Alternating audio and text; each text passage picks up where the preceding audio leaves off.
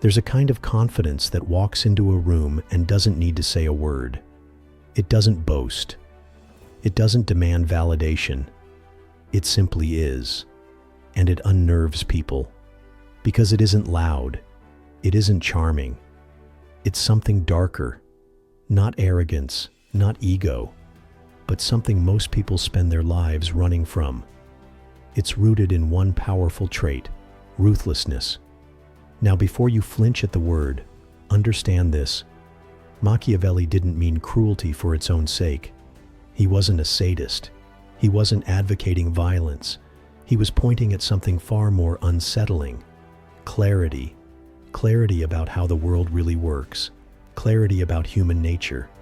Clarity that allows a person to act, not emotionally, not impulsively, but strategically. And when you live like that, when you see through the illusions that govern most people, you stop needing the world to clap for you, because you know where you stand. Let's unpack that. Machiavelli's name has been dragged through the mud for centuries. To call someone Machiavellian is usually an insult. It implies manipulation, deception, cunning. But if you actually read The Prince, you'll see something different. You'll see a man offering brutal truths to those who wanted power, and more importantly, to those who wanted to keep it. He wasn't writing for saints. He was writing for survivors. And in his philosophy, one idea stands tall. Real power doesn't come from being liked. It comes from being respected. And respect is born from necessity, not approval. Think about that. Most of us are taught from childhood to seek acceptance, to blend in, to be agreeable. We think confidence comes from getting validation, from being attractive, funny, or smart. But Machiavelli says, true confidence begins when you no longer fear rejection, when you're willing to be the villain in someone else's story, when you can be misunderstood, hated, or even feared, but still stay grounded in your purpose. That's not easy. It takes a dark kind of self-honesty, one that most people avoid their entire lives. Let's look at how this plays out. Imagine someone who walks into a room full of people and doesn't change their posture, their tone, or their values based on who's watching. They don't fish for compliments. They don't over-explain themselves.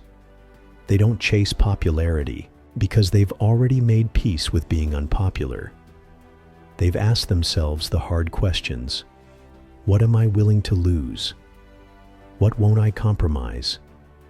What part of me stays unshakable when everything else crumbles? This kind of self-knowledge gives birth to something rare, ruthless inner alignment. It's not about stepping on others, not about being cold. It's about being clear. Clear about your principles, your priorities, what you're willing to sacrifice. And that clarity shows up as a quiet, unshakable presence. But why call it ruthless? Because to develop it, you have to let parts of yourself die. You have to kill the desire to please, drop the need for reassurance, stop watering down your truth just to fit in. Most ruthlessly, you have to confront your own capacity for power and not be afraid of it. Machiavelli didn't believe people were good or bad. He believed people were driven by interests. Ignore that, and you become naive, easily controlled. Embrace it, and you gain leverage. Not to exploit others, but to stop being exploited. That's why confidence born from darkness is clean. It doesn't need applause, doesn't collapse under criticism, doesn't need to be seen, because it comes from seeing clearly. But don't confuse this with toxic bravado. It's not about domination, not about walking with a chip on your shoulder. It's about being grounded in reality, and from that, making decisions others fear to make. The confidence to say no without guilt, to walk away without looking back, to act while others stay frozen. This doesn't mean being emotionless. It means knowing when emotion helps and when it clouds your vision. There's a calmness in this kind of power. It doesn't yell, doesn't panic. It simply moves. Machiavelli's lesson isn't for everyone. It's not soft, not easy to digest. But for those tired of faking confidence, tired of trying to manifest self-worth while secretly doubting, his philosophy offers something else. A path through the dark, not around it. It says, you don't need to be liked to be powerful. Don't need to be perfect to be respected. You only need to know yourself deeply, truthfully, ruthlessly. That's where real confidence begins. Not in the light, but in the shadows you dared to claim as your own.